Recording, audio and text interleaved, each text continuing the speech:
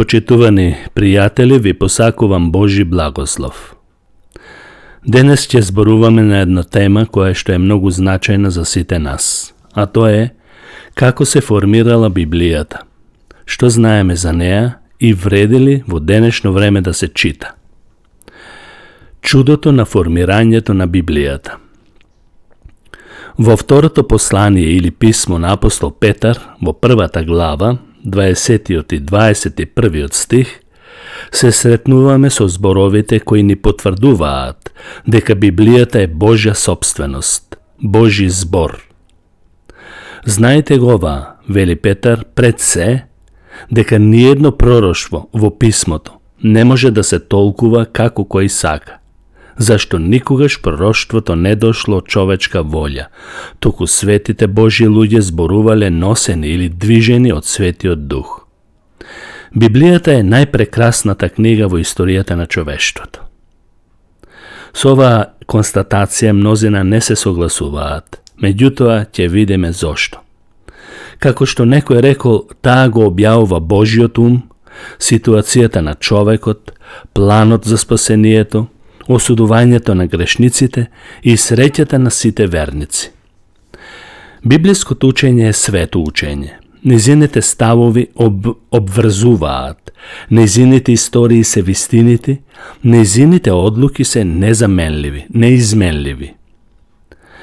Читај за да бидеш мудар, верувај во неа за да бидеш спасен, практикувај ја на дело за да бидеш свет. Во Библијата има светлост за да те води, храна да те одржува духовно во живот, храброст да те утеши.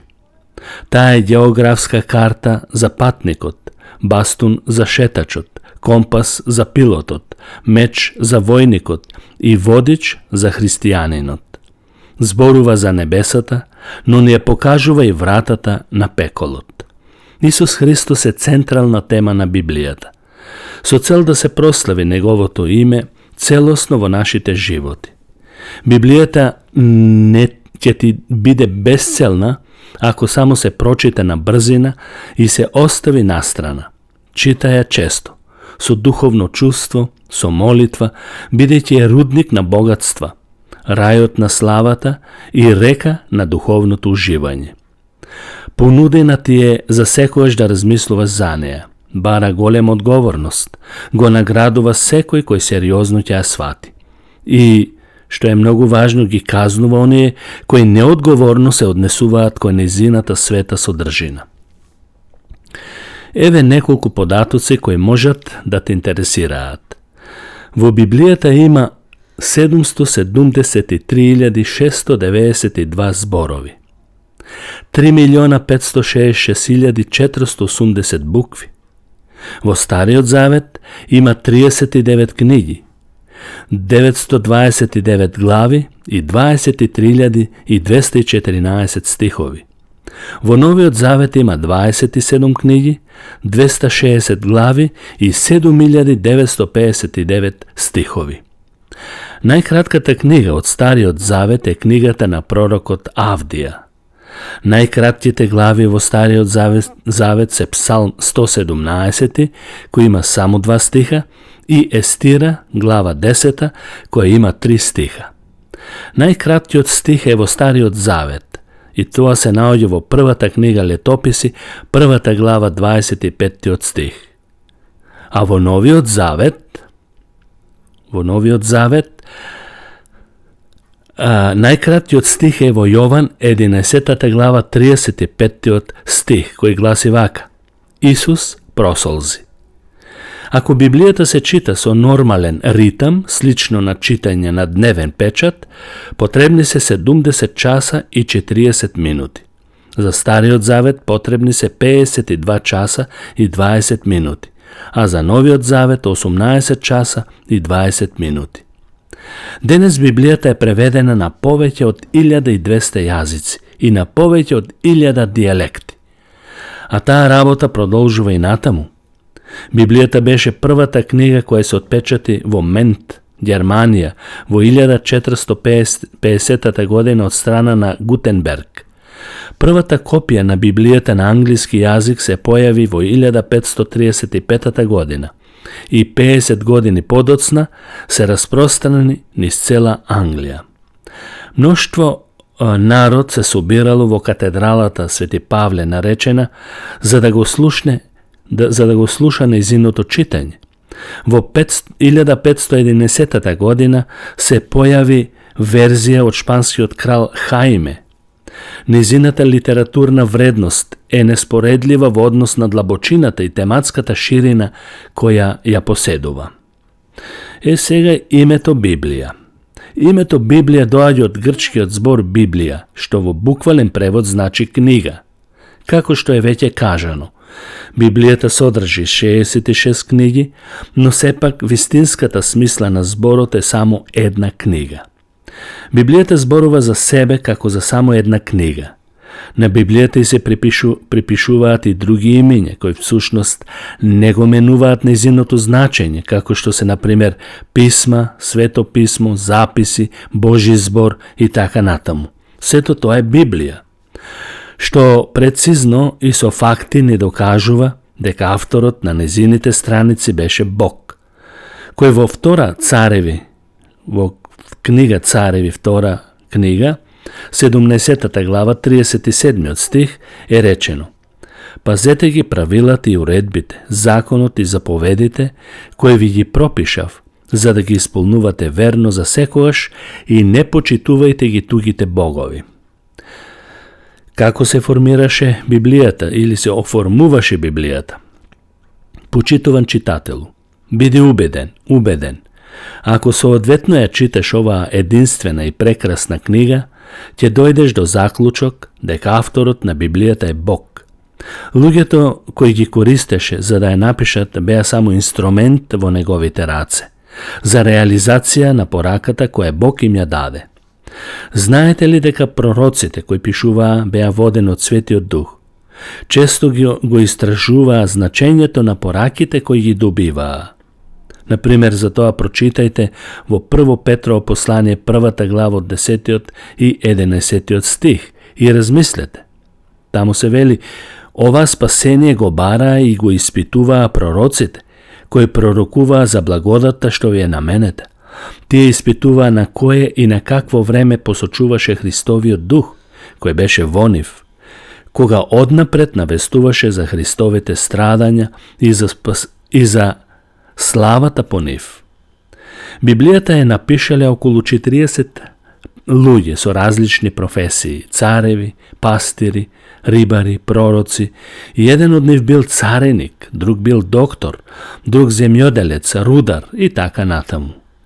Сите овие пишувале во еден долг временски период, кој почнува од околу 1500 години пред Христос и трае се до 100-та година од нашата ера, кога апостол Јован ја напишал книгата Откровение на островот Патмос.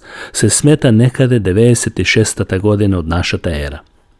Значајно е да се каже дека местата на кои живееле овие писатели биле оддалечени и до стотици километри едно од друго. Пророкот Даниел пишувал во Вавилон, апостол Павле во затворот во Рим, оддалечени 2500 километри. Да погледнеме сега што е тоа што оваа книга ја прави толку богата. Библијата е повеќе од историска книга. Содржи пророштва, право, биографии, поезија, драма, псалми, мудри изреки или поговорки, како и совети и предупредувања. Каква ли книга е таа? Во самото проучување на нејзините страници се забележува колку е потенцирана индивидуалноста на писателите. Па сепак јасно се гледа дека секој од нив дава порака од Бог на свој карактеристичен начин и стил. Со оглед на тоа, што тие 40 писатели пишувале на 3 различни јазици, еврејски, арамејски и грчки, во различни земји, оддалечени по 100 километри, и биле луѓе со различни социјални и културни статуси, од цар до земјоделец и рибар, во период од 1500 години и во толку различни прилики, би било логично да се очекува дека во овие страници ќе откриеме многу несогласувања и контрадикторности. но сепак, колку што повеќе подлабоко навлегуваме во незиното учење, наоѓаме едно совршено единство и чудесно совршенство. Некој рекол, секој поединечен дел од Библијата совршено се вклопува во сите други делови. Една иста мисла која оди во процес на развој ја владее целината. Дали во Библијата има грешки? Од време на време слушаме коментари. И што со грешките? Во Библијата? Постои ли во Библијата некакво објаснување или објавување, односно доказ за незиното целосно единство помеѓу Стариот и Новиот Завет? На прв поглед изгледа така, но за секој случај, без исклучок, читајќи Библијата, споредувајќи книга со книга, како што ни советуваат незините соодветни учители, ќе откриеме дека полека и систематски отпаѓаат и исчезнуваат сите сомнежи и криви сваќања за Библијата. Дека нема и не постои ни една грешка или контрадикторност во Библијата. Незините чудесни вистини од почетокот до крајот, самите по себе, се објавуваат и целосно јасно ни докажуваат со незиното систематско проучување дека незиното единство постои вечно. Секој од писателите на Библијата во својот ум имал само една цел и намера – Исус Христос. Например, во Битие, 3 глава, 15 стих, го имаме првото ветување за оној кој ќе не избави од гревот. Таму се вели: јас ќе поставам непријателство меѓу тебе и жената, помеѓу твоето семе и незиното семе. Тој ќе ти ја сотрува главата, а ти ќе му ја сотруваш петицата. Тука го имаме првото ветување за оној кој ќе не избави од гревот. Понатаму, Библијата зборува за Христос кој треба да дојде. Пророците, свештениците и царевите ни даваат вистински и охрабрувачки детали во врска со неговото доаѓање. Исто така ни кажува дека тој се роди како човек, живееше и го извршуваше неговото тројно мисионерство, да лекува, да проповеда и да поучува. Беше распнат на крст, умре и беше погребан. Потоа воскресна од мртвите и се воздигна на небото. Библијата потоа не кажува за неговото второ доаѓање, а и за појавувањето на Антихристот и за една епоха на маќи и страдања, најстрашна, која ќе се памети од сите кои светот го познава.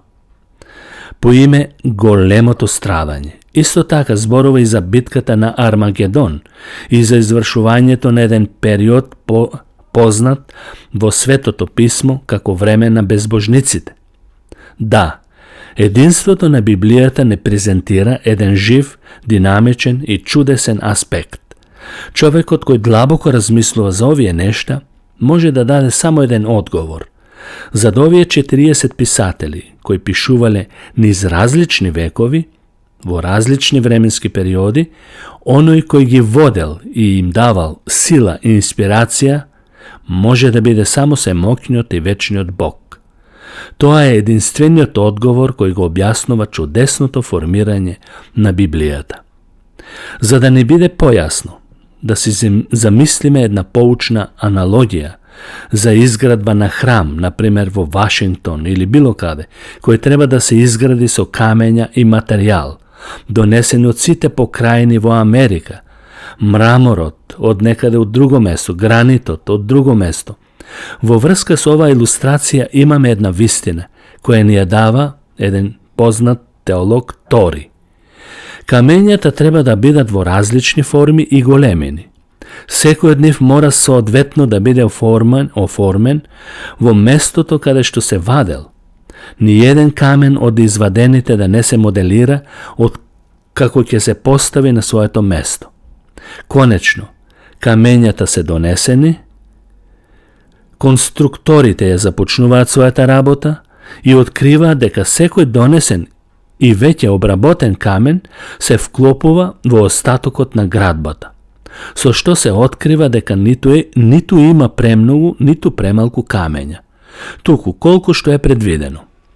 После завршената работа гледаме еден прекрасно изграден храм. Како можеме да ја сватиме таквата совршеност на неговата градба? Има само еден одговор. Зад каменорежачот, конструкторот, се наоѓаше архитектот, кој од почетокот совршено ја испланирал градбата. Тој детално го определил планот на работата, распределена соодветно на секој од реализаторите. Оваа споредба е токму тоа што го наоѓаме во совршено изградениот храм на вистината, кој го именуваме како Библија. Каменоломите, од кои беа вадени, моделирани камењата, се разделечени едни од други со стотици километри и временски раздвоени во период од 1500 години. Но и покрај тоа, секој камен на своето место совршено се вклопува заедно со другите камења во една прекрасна целина. Кога книгата е завршена, пред нашите очи како сончев блесок не обзема неспоредливиот совршен храм на вистината со сите своји детали, каде што нема ништо од повеќе, ниту пак нешто да недостига. Како може ова да се објасни? Има само едно вистинско и рационално објаснување. Совршениот Божји ум им даваше инспирација и индикации на своите работници за конечна реализација при формирањето на Библијата. Библијата беше формирана постепено. Како што веќе реков, Библијата не ја добивме комплетна, таква каква што е денес. Таа се формираше постепено, низ вековите, во кои се објавуваа планот и целите на Бог. Бог зборуваше преку луѓе од различни професии и разни географски средини со различен културен и социјален статус, носејќи го Божиот збор до нашите раце преку еврејската земја Израел. Нашиот небесен татко, со неговата неизмерна љубов, ја избра оваа нација за Светиот Дух да дејствува преку нив. Не само поради Божјата љубов кон нив, туку и поради Божјата љубов кон целиот свет. Не може да се читаат Стариот и Новиот Завет без да сме свесни за Божјото присуство и без неговото водство. Пророците, свештениците, апостолите и учителите, сите тие беа учесници во објавата на Божиот план и Божите цели. Некои од нив беа обични луѓе, други беа со длабоко чувство за Божјото присуство и Божјата сила, но сите тие го виделе гревот на луѓето и ги повикувале да ја бараат Божјата прошка. Свесни дека Бог ги повикува, сите да им покаже милост и простување. На сите да им покаже. Секој од нив пишувал воден од инспириран од Светиот Дух. Мојсей ни даде закон, Исаија, Езекиел, Еремија, пророците и другите пророци ни зборуваа за нештата кои треба да се случат, учејќи не за она што беше предвидено во Божиот план, најавувајќи ја казната за гревот. Давид компонираше песни за Божја слава, Соломон ни даде мудри изреки, Даниел ни зборуваше за владеењето на безбожниот свет, за неговиот развој низ вековите и за неговиот крај, и секој од нив ни го даде она што му го заповеда Светиот Дух, Бог. Но Бог е тој кој ни ја даде оваа книга. Неговата љубов и светост се светлина ни сите незини страници. Ако се посветиме почесто да ја читаме Библијата, ќе откриеме дека поседува живот и сила, со која допира до најскромниот дом на ист начин како и до царската палата. Вткаена е во универзална литература, па затоа е предмет на полемики и жестоки дискусии. Не смирува кога болеста не снеможува, болната глава во Библијата наоѓа топла и мека потпора, не благословува кога се раѓаме, се радува со нас, се растажува со нашите маќи и ги облажува. Се издигнува над нас самите, го објавува Христос и неговиот прославен план за спасение, ни го покажува нашиот последен дом. Да се запрашаме, што правиме ние со Библијата? Дали сме свесни дека таа е единствената книга на животот? Дали се препуштаме на шпекулациите и на вредливите зборови кои често ги слушаме од незините противници или редовно ја читаме со вера во незините свети вистини?